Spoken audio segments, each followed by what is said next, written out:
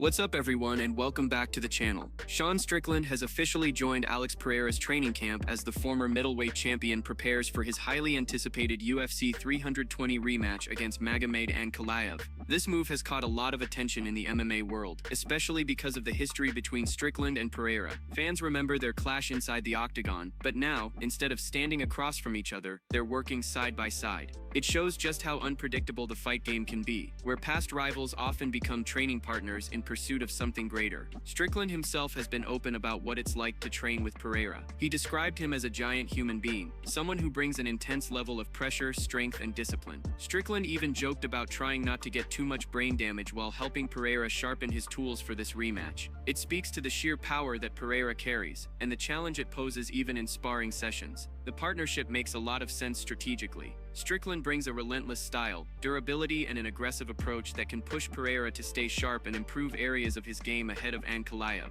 The stakes are massive heading into UFC 320, with Pereira aiming to solidify his dominance in the light heavyweight division. Having Strickland in his camp gives him an edge, both mentally and physically, as he prepares for another war inside the octagon. For fans, this development adds even more excitement to an already stacked event. Two fighters who once stood as rivals are now pushing each other to new levels, and it perfectly highlights the respect and grind that defines MMA at its highest level. And before we continue, make sure to leave a like on the video and subscribe to help support the channel. Moving on to another news, Jon Jones is once again at the center of attention after fresh reports surfaced about his decision to turn down a staggering $30 million from the UFC. Earlier this year, Ariel Helwani revealed that according to his sources, Jones was offered a massive payday to fight Team Aspinall. At the time, the heavyweight champion was going back and forth about retirement, and while fans thought he might accept the challenge, he ultimately walked away. Now, with the UFC planning its highly anticipated White House card, Jones has already confirmed that he wants to fight on it, which has led Helwani to believe he may be regretting that earlier decision. According to Helwani, this looks like a clear case of buyer's remorse. He explained that Jones asked for $30 million to face Aspinall, but when the UFC actually offered it, he declined. Weeks later, Jones announced his retirement, but then almost immediately shifted gears, saying he wanted to fight on the White House stage. To Helwani, the timeline makes no sense unless Jones is second-guessing himself and realizing that he walked away from a huge opportunity. Recently, Jones was spotted at the Video Music Awards, and during an interaction on the red carpet with his longtime publicist Denise White, the topic of his fighting future came up. Helwani reacted to the footage on his show, pointing out that Jones doesn't look retired at all.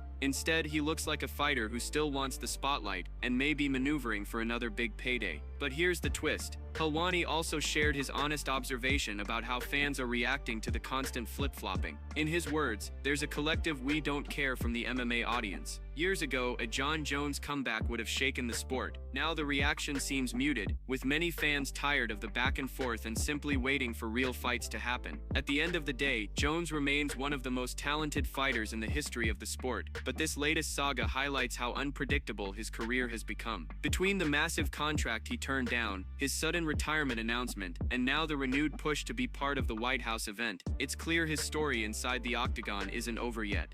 Moving on to another news, Mauricio Rufy suffered the first defeat of his UFC career this past weekend, falling to a submission at the hands of Benoit St-Denis at UFC Paris. The loss was a tough pill to swallow for Rufy, who had quickly built a reputation as must-watch and an exciting new force within Brazil's rising generation of fighters. Known as part of the country's so-called fighting nerd squad, Rufy entered the bout with plenty of hype, but this time the outcome was far from what his fans expected. Reactions to the loss were immediate. Online, fans flooded social media with criticism, some even labeling Rufy as a fraud. Inside the arena, his teammate Carlos Prates was visibly shaken, unable to hide his disappointment as he watched the submission unfold. It was a heartbreaking moment for those closest to Rufy, especially considering the momentum he had been building. Now, another voice from the same camp has added fuel to the discussion. Gene Silva, considered the fourth member of the gym's core group, took to social media to post his own reaction. Unlike messages of encouragement that fighters often share in these situations, Silva's words were raw and unfiltered. His reaction showed just how intense the emotions can run inside a team when one of their own suffers a major setback. Silva didn't hold back, making it clear that this loss wasn't something that could just be brushed off. For a fighter like Ruffy, who had been riding a wave of confidence and attention, the submission defeat serves as a reminder of just how brutal and unforgiving the sport can be. In MMA, a single mistake can change everything, and now Ruffy must find a way to rebuild, surrounded by teammates who clearly expect nothing less than greatness. Moving on to another news, after French fighters delivered flawless performances at UFC Paris, the spotlight has now shifted to Ciryl Gane as he prepares for one of the biggest fights of his career. Styles' eyes are on him as he gets ready to face Team Aspinall in Abu Dhabi, a matchup that could potentially crown the very first French UFC champion. For Benoit St-Denis, one of the breakout winners from Paris, there is no doubt in his mind that Gane will rise to the occasion and pull off the upset against Aspinall. In a recent appearance, St-Denis explained why he believes Gane is ready to capture the belt. Having spent time with him over the past year, St-Denis says he's seen firsthand just how hungry and motivated Gane has become. According to him, this is not the same fighter fans saw in his previous title fights. This time he's sharper, more disciplined, and determined to leave nothing to chance. St-Denis emphasized that Gane has been quietly putting in the work, training harder than ever, and carrying himself with a focus that screams championship mindset. When looking back at Gane's previous title fights, many critics pointed to mental hurdles as the main reason for his struggles. They argued that while he had the skills, his mindset wasn't fully locked in. St-Denis believes that issue is now behind him. He describes Gane as having a fire inside him, a drive that has been burning for a long time, and he feels that this version of Gane will finally be able to show the world what he is truly capable of. Of course, questions remain about Gane's wrestling and grappling, areas where he has looked vulnerable in the past. But St-Denis insists that Gane's athleticism and ability to adapt over 5 rounds will be the key. He views him as an exceptional athlete, even among heavyweights, with the cardio, speed, and striking precision to overwhelm opponents if he stays composed. St-Denis also took time to discuss his own career trajectory. Coming off a big win in Paris, he made it clear that he wants to stay as active as possible. He's open to fighting anyone inside the top 10, hungry to climb the ranks and build momentum. He even admitted that his loss to Dustin Poirier was heavily influenced by issues with his coaching situation at the time, but now he feels refreshed, focused, and ready to make a statement against whoever the UFC puts in front of him. As for Gane, St-Denis firmly believes Abu Dhabi will be the turning point. He envisions France finally celebrating its first UFC champion, declaring with confidence that Gane has the tools, the mindset, and the hunger to dethrone Aspinall and make history. Moving on to another news, Javier Mendez, the longtime head coach of Team Khabib, recently opened up about an unexpected training session involving Khamzat. Mendez, who has spent over a decade working with Khabib, Islam, Umar, and the entire Dagestani crew, revealed during an interview with podcaster Hikmat Wakeby that Khamzat joined their team for a training session at the UFC Performance Institute in Las Vegas. According to Mendez, what he saw from Khamzat that day left a strong impression. His work ethic, intensity, and overall skill level stood out immediately, confirming in Mendez's eyes that Khamzat has all the qualities to become champion. Naturally, the host brought up the inevitable comparison: was Khamzat the next Khabib? But Mendez shut that down right away. He stressed that Khabib is unique, not only because of what he achieved inside the octagon, but because of who he is outside of it. In Mendez's words, Khabib isn't just about dominance and fighting, he's about promoting peace on a global scale. While fighters like Khamzat or Bilal Muhammad have raised their voices for specific causes, such as Palestine, Mendez pointed out that Khabib consistently speaks for all people, across all borders. That, he said, is what truly separates Khabib from anyone else in the sport. Mendez clarified that he respects Khamzat deeply and has met him several times. Each time he found him to be humble, respectful, and focused. Watching him in training only reinforced his belief that Khamzat has the drive to achieve greatness. "I've thought for a long time that he was going to be the champ," Mendez admitted, "and I still believe he will be." But he drew a firm line between Khamzat and Khabib, emphasizing that no one can or should be labeled as the next Khabib.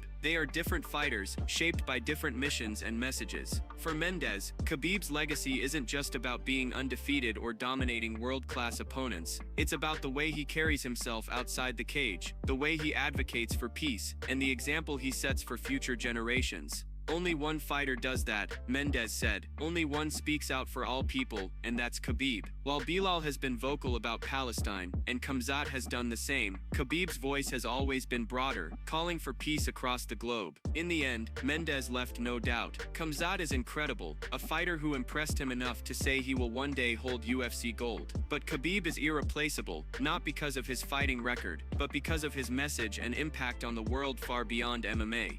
Moving on to another news, the UFC recently announced plans to hold a historic event on the White House grounds next year. Naturally, the announcement sparked plenty of speculation about which fighters could make an appearance on such a monumental card. One name that immediately came up was Ronda Rousey. Many fans began wondering if the former champion could be tempted out of retirement for such a once-in-a-lifetime stage. But if you were holding on to your Rowdy t-shirts in hopes of seeing her back inside the octagon, it's time to let that go. Rousey recently appeared as a guest on the Lapsed Fan podcast, where she was directly asked about the possibility of fighting on the White House card. Her answer left little room for debate. While she admitted that in combat sports you can never say never, she made it absolutely clear that she has no plans to fight again. Rousey joked that she has better things to do, even adding that her priorities now revolve around family, saying her kid needs pasta more than she needs to step back into the octagon. For longtime followers of her career, this comes as no surprise. Rousey has been consistent about her stance ever since she officially confirmed her retirement back in 2018. Despite being one of the biggest stars in UFC history, she has repeatedly made it clear that her days of competition are behind her. On top of that, she has openly revealed that she struggled with concussion issues during her fighting career, which only adds to her decision to stay away from making a comeback. The UFC White House event is shaping up to be one of the most ambitious cards in company history, and while fans may have hoped for Rousey's return to add even more star power, her own words have shut the door on that possibility. For Rousey, the fighting chapter is closed. Her focus is firmly on her family and life outside the octagon, and she seems content leaving her fighting legacy exactly where it stands.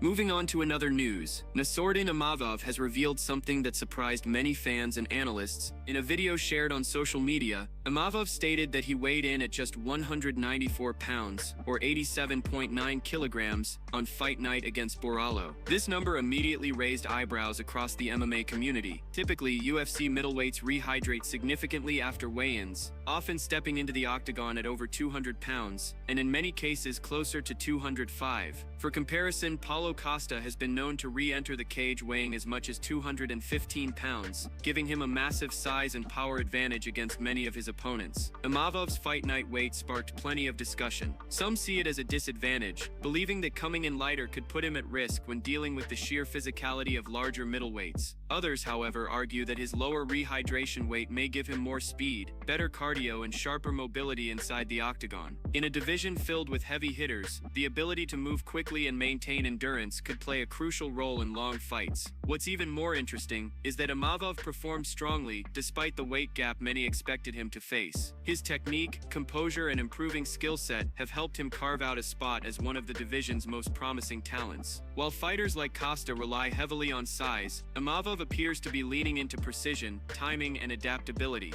This revelation only adds more intrigue to his future matchups. Fans will now keep a closer eye on how his fight night weight impacts his performances moving forward. Whether it's an advantage or a challenge, Imavov continues to prove that numbers on the scale don't always determine the outcome of a fight.